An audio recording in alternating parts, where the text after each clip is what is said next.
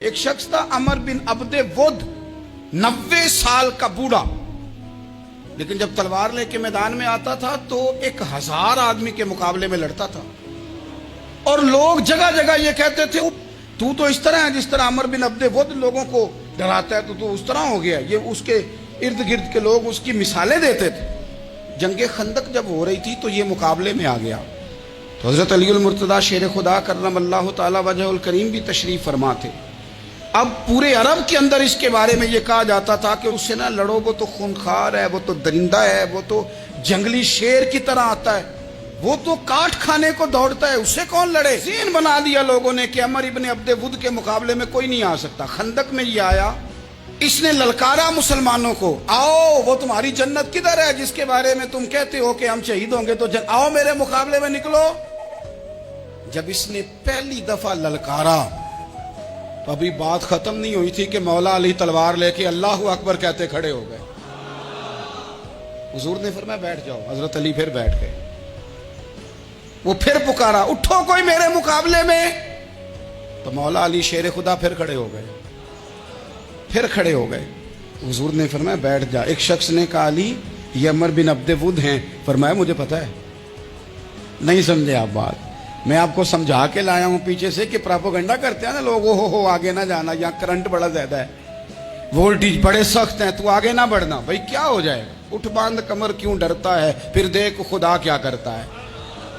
حضرت علی تیسری دفعہ اس نے کہا نا ہے کوئی، تو حضرت علی پھر اٹھے۔ اب تو رسول پاک صلی اللہ تعالی علیہ وسلم نے تھپکی دی۔ بعض جگہ یہ ہے کہ حضور نے خود تلوار تھمائی، سر پہ امامہ باندھا، اور حضور نے فتح یابی کی دعا فرمائی۔ حضرت علی گھوڑے پہ بیٹھے نکلے، اور جب اس کے سامنے گئے تو جا کے کہنے لگا میرا پتہ ہے۔ حضرت علی فرمانے لگے تو اپنا چھوڑ، میرا پتہ ہے تجھے، مجھے تو جانتا ہے۔ کہنے لگا میں 1000 کے مقابلے میں اکیلا لڑتا ہوں۔ حضرت علی شیر خدا فرمانے لگے پتہ نہیں تو کن سے لڑتا رہا ہے، جانے وہ کون ہے جن سے تو لڑتا رہا ہے، وہ کون 1000 تھے جو تیرے مقابلے میں آتے تھے، پتہ نہیں۔ تو کہنے لگا میرا نام میری ماں نے عمر بن عبد ود رکھا ہے۔ فرمایا چھوڑ تو، میری ماں نے میرا نام حیدر رکھا ہے۔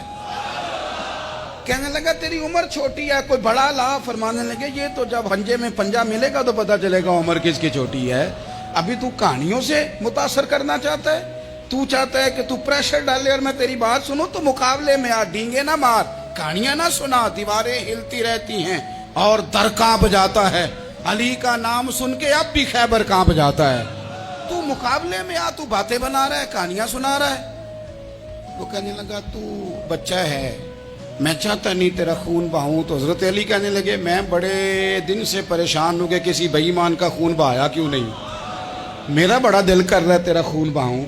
اس نے بڑی زوردار ضرب لگائی، غصے میں اتنا پاگل ہوا، کیونکہ اس کے بارے میں معروف تھا کہ وحشی مزاج آدمی، اتنا سخت پاگل ہوا غصے میں، اس نے اپنے گھوڑے کے پیر کاٹ ڈالے، پہلے تلوار گھوڑے کو دے ماری، اس کو کاٹ کے دوڑا۔ یہ کیوں کرتے تھے لوگ، عرب کے لوگ اس وقت یہ کام کرتے تھے کہ ہم نے گھوڑا ہی مار ڈالا ہے تاکہ ہم بھاگ نہ سکے، کہتے نا کشتیاں جلا دی ہیں کہ اب واپس جانے کا راستہ ہی بند ہو جائے، گھوڑے کے پیر کاٹ ڈالے کہ بھاگنا نہیں۔ اور بڑی زور سے اس نے ضرب لگائی حضرت علی پر۔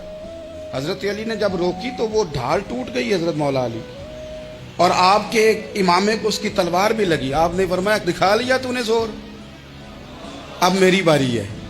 حضرت مولا علی شیر خدا کا قد بظاہر چھوٹا تھا، صحابہ کہتے ہیں ہم دور سے دیکھ رہے تھے، اللہ اکبر کہہ کے تھوڑا سا زمین سے وہ اٹھے، تھوڑا سا اٹھے، اور پھر دوبارہ نہیں انہیں تلوار چلانی پڑی، ایک ہی ضرب لگائی اور اس کے 2 ٹکڑے کر کے اسے زمین پہ پھینک دیا۔